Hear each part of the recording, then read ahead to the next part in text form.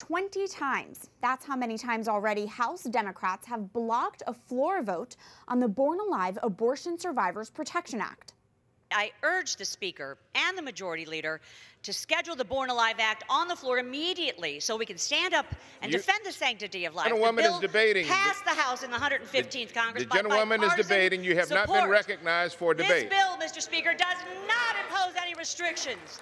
That was Representative Ann Wagner of Missouri, who recently reintroduced the House version of the Born Alive bill. It would require medical professionals provide a newborn who survives a botched abortion appropriate medical care. House Democrats have blocked this legislation at least 20 times now. This follows the Senate's rejection of the bill. House Minority Leader Steve Scalise announced he intends to file a discharge petition, forcing a House floor vote on the bill next week. Representative Ralph Abraham of Louisiana, who is also a general surgeon, joins us now from Capitol Hill. Congressman, welcome to the show. Hey, thank you for having me. First off, you have stated you would support the Born Alive bill if the House took it up for a vote. Tell us why that is. Well, absolutely we'll support a Born Alive bill. It just makes good common sense. It's certainly the human thing to do. You know, I'm one that believes that life begins at conception, so we know that's a baby in that womb, and certainly if they're born alive in a botched abortion, my goodness, why would anybody think that that baby should not be attended to? Congressman, this bill has been blocked 20 times now from getting a House vote. What is your reaction to that?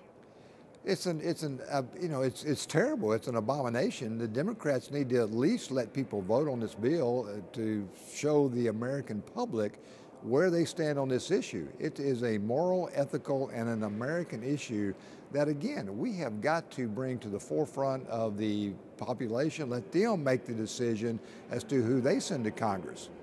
I want to bring attention to the fact that you are a medical doctor, and Virginia Governor Ralph Northam, also a medical doctor, made comments recently that sounded like a defense of infanticide, seeming to say there are cases when a newborn baby is left to die if that's what the mother and family desired.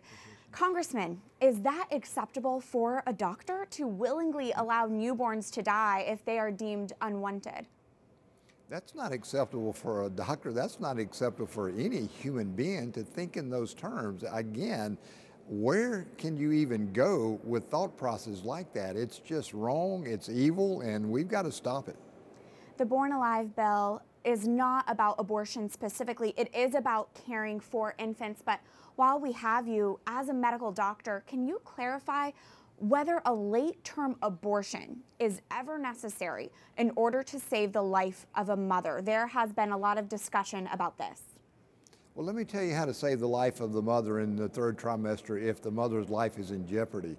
Deliver the baby. Don't abort that baby. Deliver the baby.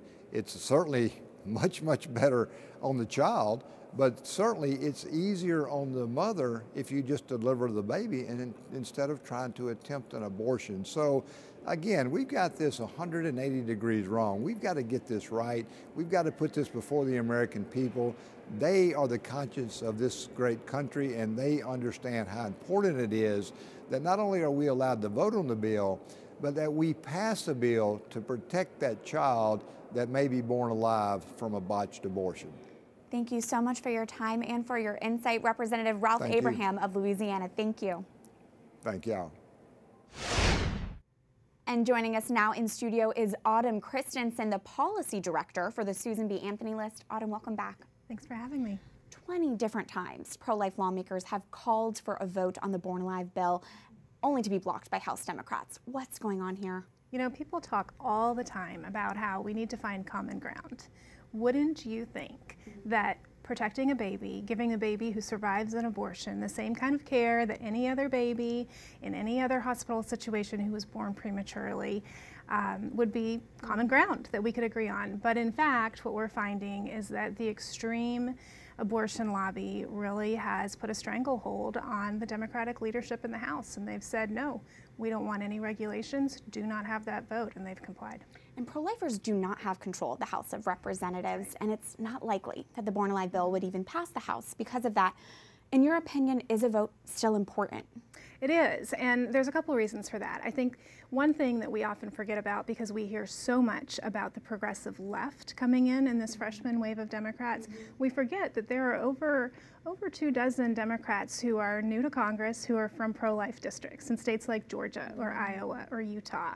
And those members now have a choice to make. Are they going to vote their districts, or are they going to vote with their leadership? And also in other really big pro-life news this week, Secretary of State Mike Pompeo made a big announcement when it came to the expanded Mexico City policy. Let's take a listen.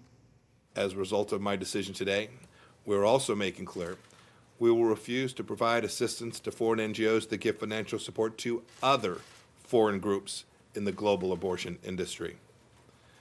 We will enforce a strict prohibition on backdoor funding schemes and add runs around our policy.